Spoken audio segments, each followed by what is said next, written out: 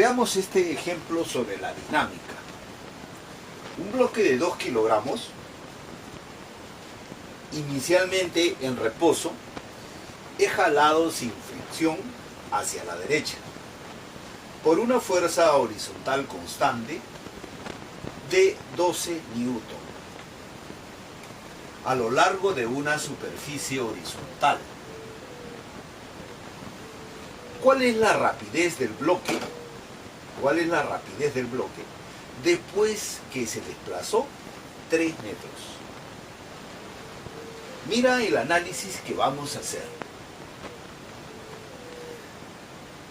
Me dicen que ese bloque que se está viendo aquí se está jalando hacia la derecha por una fuerza constante.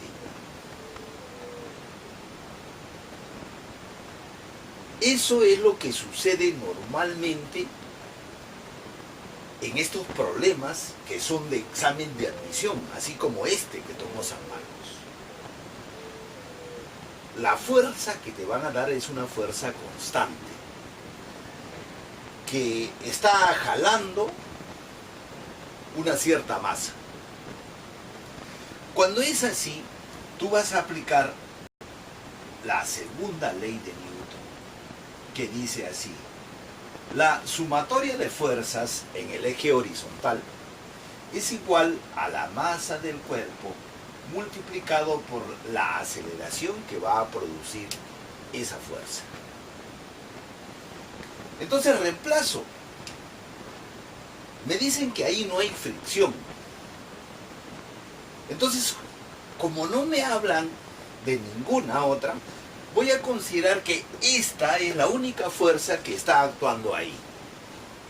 Entonces, en el eje X, en el eje horizontal, está actuando la fuerza de 12 newton.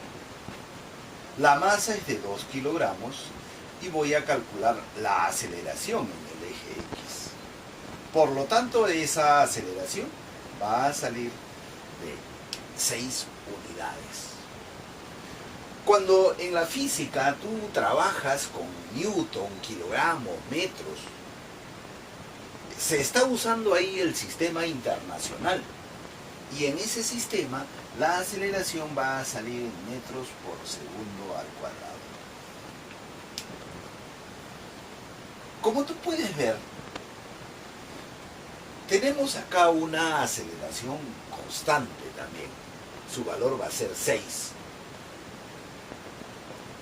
Y si es así, entonces hay unas fórmulas en la física que son las fórmulas del MRV.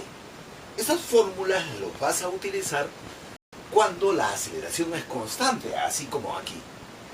Entonces, lo que tenemos que hacer acá, vamos a usar las fórmulas del MRV. Y tú la vas a utilizar para poder calcular lo que piden ahí. Entonces, de las varias fórmulas que aparecen, hay una que es la que te conviene utilizar. Es aquella donde intervienen las velocidades, la distancia recorrida y la aceleración.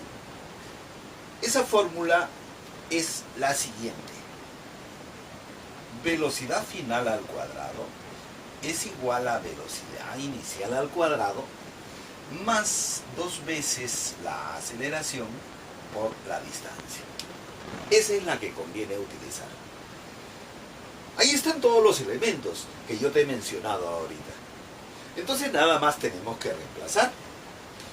La velocidad final al cuadrado es igual. Esto de acá vale 0, entonces esto va a desaparecer. Y va a quedar nada más 2 veces la aceleración, que vale 6, por la distancia, que es 3 metros. Y entonces acá está prácticamente terminado el ejercicio.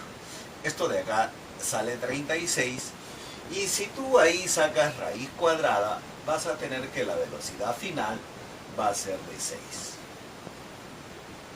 6 metros por segundo. Esa es la velocidad que va a tener ese cuerpo cuando se ha desplazado 3 metros. Entonces, como tú puedes ver, estos ejercicios de la dinámica tienen una combinación de la segunda ley de Newton y muchas veces hay que utilizar estas fórmulas del MRV. Ya te hago más ejemplos para que domines esto correctamente como debe de ser. Si tú ves que esto te ha sido útil, entonces no te olvides de darle like a mi video. Y si no te has suscrito, te animo a que lo hagas, porque no cuesta nada, es completamente gratis. Y puedes seguir aprendiendo mucho aquí. Eso es todo, me voy.